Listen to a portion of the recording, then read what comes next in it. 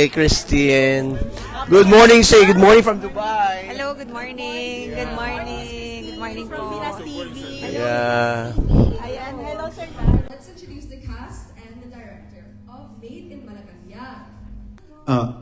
I was advised by Viva. Actually, this statement is included in an NDA or a non-disclosure agreement, but I don't care about it anyway, so I'm gonna talk. I wrote the script for 2 days. Yes, I'm a fast writer, I'm a fast director. We made the film in 10 days. Christine knows it.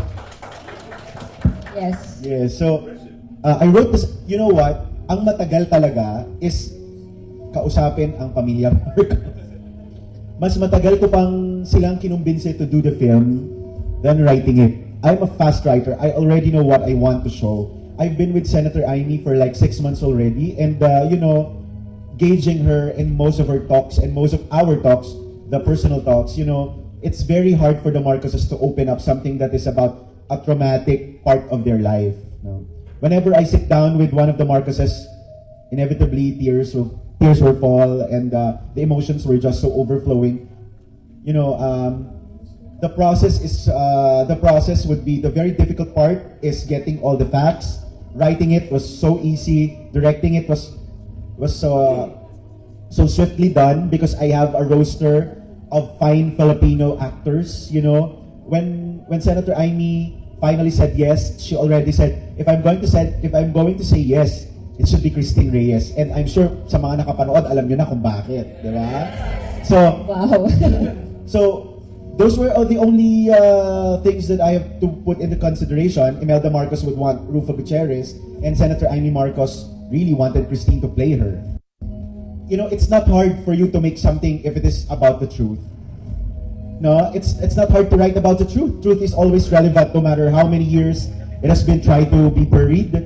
Laging mabilis, laging epektibo, at laging napapanahon ang katotohanan. I always find it very easy to write about the truth.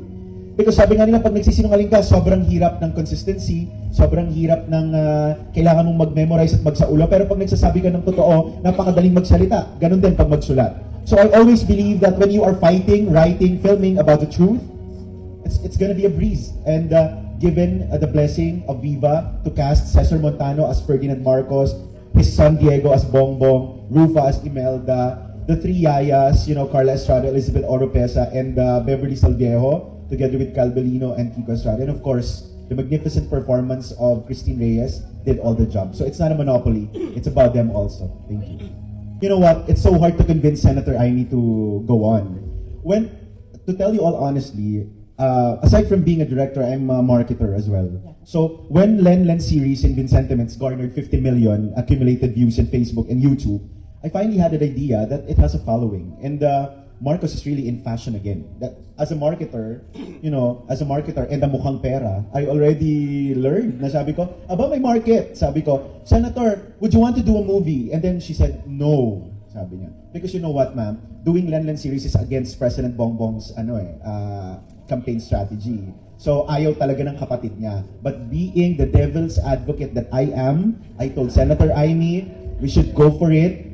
Bakit? Hindi naman tayo ng pera sa kanya. May pera ka ba? Meron, syempre, no? O, di tayo ng dalawa. Sabi niya, Daryl, 2 episode lang. Okay, pero alam ko naman pag pumatok, di niya mapipigilan yun. So, we went until March, ma'am. And then, nung patapos na, sabi niya ganun, Daryl, ano nang gagawin natin? Alam parang bula na lang tayo maglaho sa social media. Sabi ko, we should make a film. Sabi niya, no. My mom's gonna kill me. My brother's gonna kill me. Then I said, pakinggan mo lang kung anong gusto sa... President Bongbong really wanted no friction. So, I keep on nagging Senator Amy, hindi naman natin kung... I super love Bongbong Marcos, but I don't believe in the Judy and Santos effect of Mara effect na super bayet. I'm all of a Gladys Reyes, no? So, I said, hindi tayo effect sa kapatid mo, Senator. So, nagkita kami sa gitna and said, okay, let's not tackle anything about politics. Let's just tackle about you and your family being in a crisis inside. And then suddenly, Senator Ivy said, yeah, I think it's workable as long as you will not go very political. Then I said, just the mere uttering of the word Marcos is political already. So ang sabi niya sa akin, sige, basahin ko yung script. It's a long process, ma'am. sobrang haba ng pinagdaanan, sobrang haba. Sabi ko nga po, sandali ko lang nasulat. Pero it should be, the film should be shot like around 8 days only. 7 days, 7 days only. Imagine, 7 days lang ang binigay sa akin. Pag hindi ko daw nagawa yung 7 days, hindi mangyayari. Ayaw talaga nila. Pero akala nila talaga hindi ko magagawa.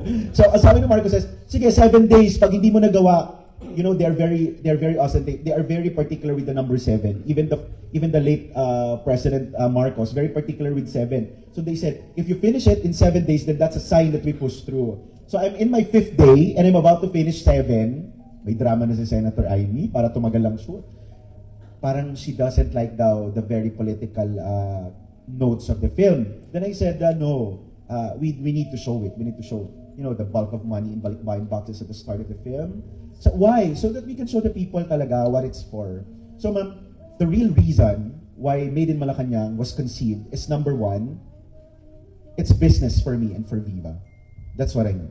Number 2, Viva has a film streaming app that is Viva Max, and I said to myself, we'll push through with this after May 9. And come May 10, there's 31 million votes. I'm seeing not votes, I'm seeing 31 million subscribers.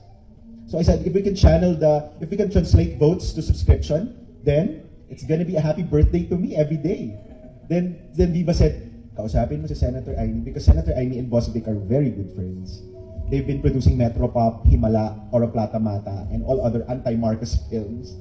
So, yes, number 1, it was out of my pangungulit to Senator Amy and her question, what comes next after Lenlen? And second, it was really a business decision. And I guess both purpose served it well. I mean, business-wise, we are 330 million in total gross in the Philippines. And up until now, Senator Amy Marcos is the most Googled political personality in the Philippines as well. Number 1, I don't want to work with pinks. I don't want to work with anyone who supported Lenny Robredo last election. You know, I'm very keen with that. I told Viva, if I'm gonna be working, not only with my production team, but also with Viva team. No po? Viva is mostly pink. No, inside Viva, they're pink. So I said, I'm not gonna be working with pinks inside Viva. Though we are okay, but I'm not gonna be working. You know why, ma'am? Because it's not gonna be whole heart if they will create it. No? Hindi buo ang puso kapag pink. At walang pink na puso, hello? Red yun. So, so ngayon, kapag na naman ako nito, pero wala na naman akong pake. So, ano tawag dito? Number 1, ma'am, I'm so thankful somebody asked me that because in the Philippines, they are so, parang nahihirapan silang magtanong. No? Pero dahil dayo kami dito at wala kaming magagawa, kung ibabaon nyo kami sa disyerto, sasagutin ko po yan. No, sinabi ko po sa Viva, I don't want to work with people who loudly supported Lenny Robredo. And even in Viva, though it's not allowed to tell you, nandito na ba si Ma'am Lay? Wala pa. Ma'am Jess, taga dito ka naman, hindi ka naman na taga dito. So nangyari po yung mock election sa Viva, nagkaroon po ng mock election. So alam po namin lahat kung sino ang para sino. So nakikita ko rin po may mga nagpo-post anti-Marcos and stuff like that. Well, I don't want to be very filtered, but most of my close friends like Gerald Napoles and Kim Molina are very pinks, are very for Lenny Robredo. So I said, nako, mukhang taon tayong hindi magtatrabaho. So, you know, you have to boil it down first. Number 1, I told them I don't want somebody in the marketing that is very pink because I think it will not be marketed very because I don't see sincerity. If you are you'll be posting something for BBM. I know mukhang pera ko pero masyadong halata naman yon na, 'di ba? So number 2, just like what I said earlier, ma'am, Senator Amy Marcos already said I want CRISTINE Reyes. Meaning, when the senator is saying that, the staff already sift through the social media posts of CRISTINE Reyes. And CRISTINE has no political views in social media. Now, of course, she voted, but, you know, she has no public declaration. You know? And that's very safe for marketing. Number 2, I always make Asar the marketing team. Lagi ko sinasabi na, bago nyo ako hinga ng material, sabihin nyo muna Len Loser, nagagalit sa akin. Asaran lang siya. It's very political. It's very political. I have to admit. I told them I don't want to work with pinks. So from cameraman, from technical, from all. But ma'am, it's not very hard, no? Ang mayayaman lang sa showbiz ang makaleni, pero ang cameraman ang mga normal na tao at pangkaraniwang manggagawa sa pelikula. Excuse me, but we are all for Bongbong Marcos. Thank you. Thank you. pwede ako sumagot ng una. It's gonna be very hard for her. You know what? The main reason bakit yan ang cast should be Viva artists dapat. No? Pero, Christine, just like what I've said, alam niyo sir, bago niya po matanggap yung script, kamamatay po ng tatay niya. Yon. So, I was worried na baka hindi matuloy kasi kamamatay ng tatay niya. Pero, kinukulit ko talaga yung Viva na, abot nyo lang yung script. Sobrang kapal ng mukha ko eh. Sobrang yabang ko na. Feeling ko magugustuhan niya. No, feeling ko magugustuhan niya. So, when her father died, Mindanao pa ito sir ha. Sa Mindanao siya. So, sabi niya, sige basahin ko. Nung umuo siya, nakahinga kaming lahat. So, gusto ko lang po malaman nyo na ginawa namin yung Made in Malacanang na nasa panahon ng pagdadalamhati si CRISTINE Reyes para sa kanyang tatay. So, ayan. Sorry. Ako, yari ka. So, ayun. Sa totoo lang, para na siyang talagang si Senator Aimee. Pero medyo malalim sa kanya yung pelikula. Lalo na kung napanood niyo yung pangalawang chapter, yung Ilocos or Leyte. Nako, it's very heartfelt for Christine. Answer. Obviously, there's no question to that. Senator Aimee Marcos. Kasi, true enough, nung nabasa ko yung script ni Direk Daryl, sabi ko, wow, she's really like me. I'm very perfectionist. Ayoko ng may naagrabyado, ayoko ng, alam mo yun, gusto ko nasa tama dapat lahat, nasa ayos dapat lahat. So, playing her character, playing Senator Aimee Marcos is actually for me, wow, it's an honor. Kasi parang ang sarap eh, ang sarap niyang gampanan dahil hindi siya nalalayo sa kung sino po ako. Thank you. Well, for me, I cannot pinpoint one character. I made them all in literature-wise, and I always put something of myself in those characters. No, so I can relate to every character. No, well, it's gonna be a question.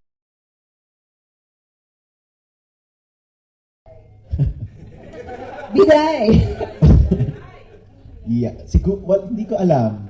Siguro yung pinakamayaman na lang sa doon. Sino? No, it would be Biday, the character of Beverly Salviejo. You know, as much as possible, as the writer-director, I always want an ensemble, a performance of group of artists that will shine all together and will shine alone. And for the moment, may ganito si Ma'am Beverly, direct parang, we shot it chronologically, the film. If you may notice, 4 na long takes yon, walang cut, all 7 minutes. Just to, you know, give into the 7 of the Marcoses. So it's all 7 minutes yung long take, wala po tayong cut doon. So, sinut po namin siya chronologically. Meaning, yung napanood nyo po, sinut namin yon day 1, day 2, day 3, day 4. So, si Beverly Salviejo po, sabi niya sa akin, direct, day 9 na tayo, parang wala pa rin kwenta yung character ko. Sabi ko, you know, this veteran actresses, I don't blame them if they doubt young directors like me. But after proving them that medyo iba ako sa mga nakatrabaho nilang director, they are very happy. And the character of Biday or Manang Feli in real life really is my favorite character. Alright, thank you, Direk.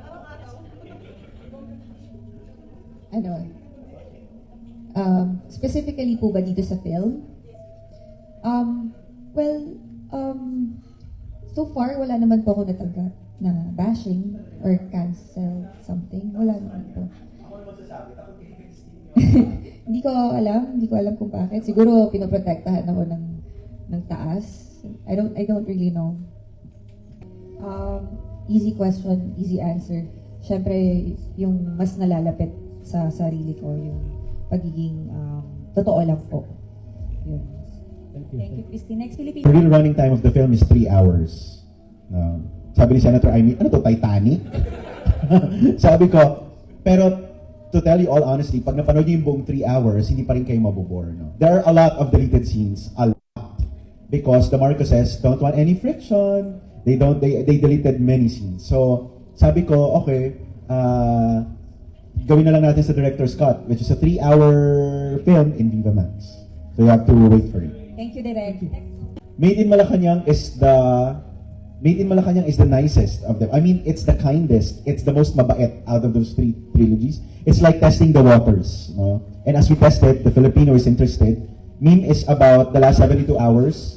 Mom is about the relationship of Ninoy Aquino to the Marcoses. And Ma'am is about the life of the Marcoses away from the Philippines in Hawaii. And the final moments until Bongbong Marcos was elected president. Thank you, Direk. I already told Viva I'm interested in showing Miss Martyr or Murderer, sino ang pumatay sa unang dilawan. I want to show it on February 25, anniversary of EDSA 2023. Biggest takeaway about this film. Well, actually, nasabi ko na to, I remember sa Davao. Ulitin ko na lang ulit. Yeah. My biggest takeaway is I think let's not judge each other kasi actually yung totoo kaya hindi ako involved sa mga chaos lalong-lalo ng election kasi nakikita ko lahat ng mga tao parang nag-aaway. So, ang gulo-gulo. And then, napunta sa akin tong role na to. Parang wow, umiiwas nga ako sa mga ganyan, diba?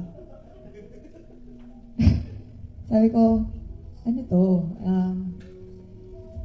Ito, yung mga kasama ko, lalong-lalo na yung director namin, very vocal. And I'm the opposite talaga. Completely the opposite, sobrang. Yeah, kasi ako, mas, tinitingnan ko lang lahat ng mga nangyayari. And my biggest takeaway is that, sa lahat na nangyayari, it all boils down to yung pag-iintindi sa bawat isa. Kasi bawat isa naman may sariling tama eh. It's just that, kailangan lang natin na magbigayan. So, yun lang, napansin ko, sobrang gulo ang ingay, nag-aaway, nagkakagalit na lahat, pati pamilya at magkakaibigan. So, yun lang yung kulang, no? Yung pag-iintindihan sa isa't isa. Kasi lahat naman tayo nasasaktan eh. So, hindi porket, alam mo yun, may nanalo, may natalo, sila yung tama, sila yung mali. Para sa akin, parang masyado kayong mainit. Relax lang. Or if you are religiously following me whenever I write short films, contents in social media, and basically all my films in Viva Max, I always see to a point na it's a little bit of drama with a sprinkle of comedy because I think that's life. It's not all about drama, it's not about comedy. But this time, just like what I said to Ma'am in my right, this film is number one for the declaration of truth in the side of the Marcoses. Number two, this is a business decision film. And number three, I just wanted to give credit to the Filipinos all over. The most challenging part is Amy Marcos. Number two, the making of the film itself. The making of the film itself. Cesar Montano, always one take. CRISTINE Reyes arrives in the set, memorized everything. No, so if it is a Christine and Cesar scene, sobrang dali. No. But I'm gonna tell you all honestly, maliban kay Christine at kay Ella at kay Diego, lahat ng mga veteranong artista hindi sanay sa kung paano ako mag-direct, which is a little bit somewhat theatrical and very spontaneous, parang sumasayaw sa set. Hirap na hirap ang mga matatanda na umikot-ikot at nahihilo sila. No? So I always tell them, you just have to trust the process.